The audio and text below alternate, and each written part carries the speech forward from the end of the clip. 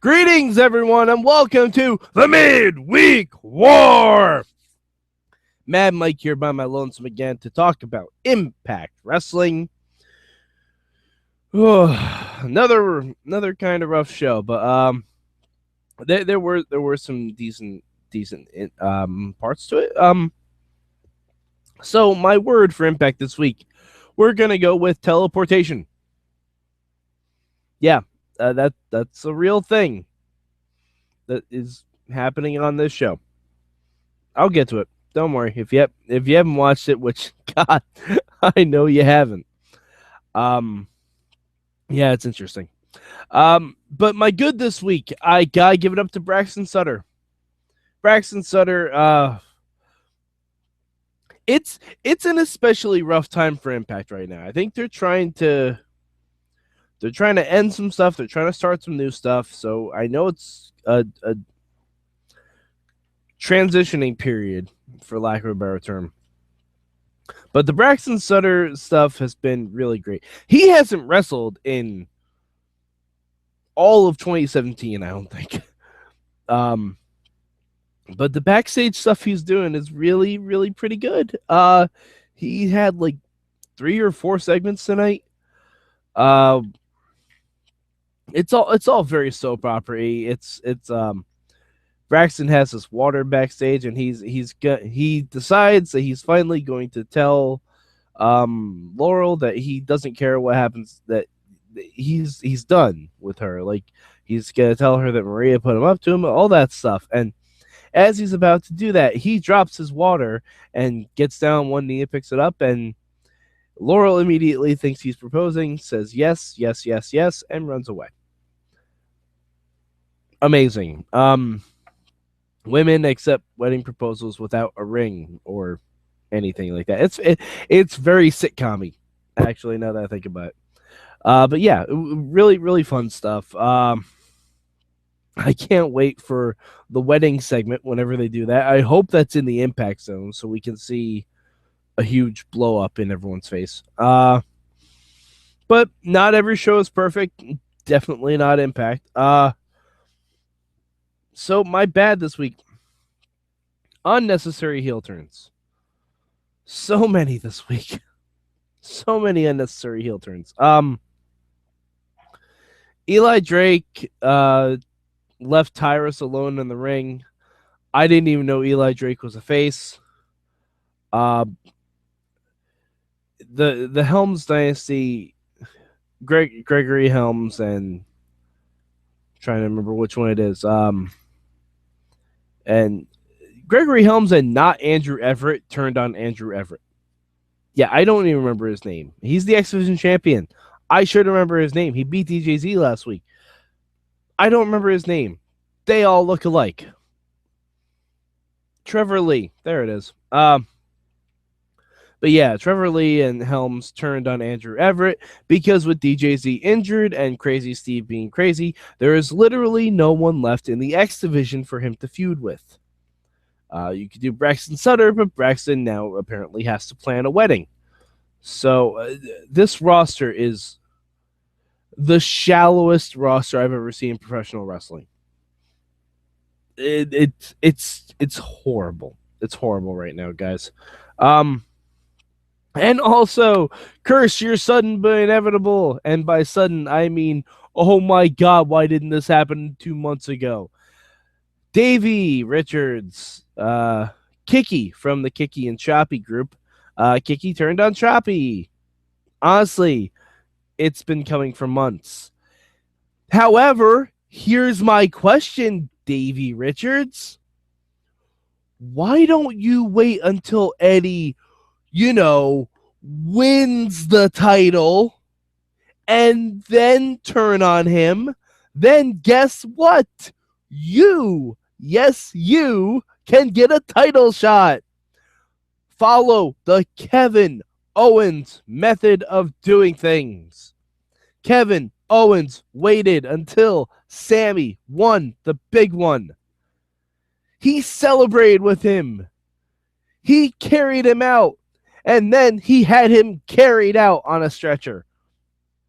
But no, Davey Richards is a giant idiot.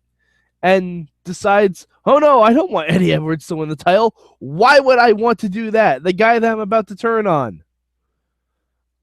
Sometimes wrestling is really dumb, you guys. Honestly, the only good thing about this was that Angelina Love slapped the hell out of Eddie Edwards' wife. Oh man. By the way, good on you, Angelina Love. Welcome back. I know you're probably not wrestling or doing anything, but it was good. It was good to see on screen for a little bit. But yeah, the change for this week. Brandi Rhodes. I would pick a better ally than Moose, especially if you're going up against Decay. Because if you want allies to go up against Rosemary, you should probably have 2 allies. Just a thought. The whole damn numbers game doesn't really work out in your benefit. Then again, there's no other tag teams. Because guess what, guys? The TNA Tag Team Champions basically had a segment that said, hey, we're not going to be on Impact for a while because we're going to a bunch of indie feds. And you think I'm joking. I'm really, really not joking. Like, next, Matt and Jeff stood in the ring. They unveiled the new upgrade Vanguard 1, and he's upgraded because now he has a teleporter. Because of course he does. And fine, I'll buy that. You know, I've seen some shit with the Hardys. I buy that. That's fine. The Hardys teleported to Tijuana, Mexico. Yeah. It was actually a pretty cool effect. I'll give them credit. It looked really nice. But yeah, so it looks like for the foreseeable future, the Hardys ain't gonna be in the Impact Zone. Next week, the Hardys are going up against Super Crazy and Psychosis.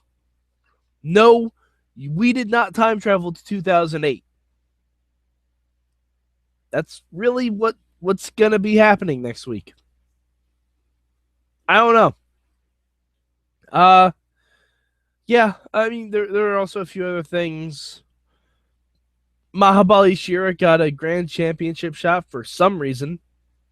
I don't think he won a match all in 2016. The DCC said they had a very obvious goal and path.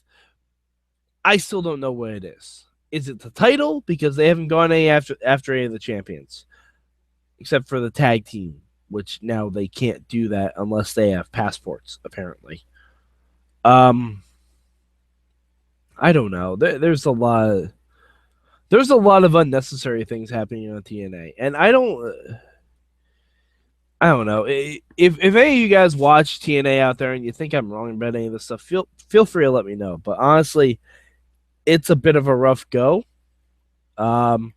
When the things I'm most excited about for next week are Braxton Sutter in a backstage segment and Super Crazy and Psychosis, your company's got a problem. And it doesn't look like they'll be fixing it anytime soon. But as far as rankings go, TNA number 3. It'd be lower, you know, if I threw in Talking Smack and other stuff I'm watching wrestling related. But yeah, it's number 3 out of the 3 shows. Hopefully it'll improve. Lashley's still champion. I don't see anyone who can challenge him. I don't even know this whole company. Like, I can't see that there's something to be said for not knowing which way the company's going, that can be a really good thing sometimes. Not in this case. It's not because they're being very creative. It's just I'm looking around and I don't see anyone that is viable for Lashley's world title.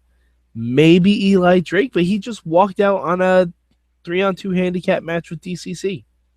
By the way, DCC beating 2 people when you're 3, that doesn't make you look strong either.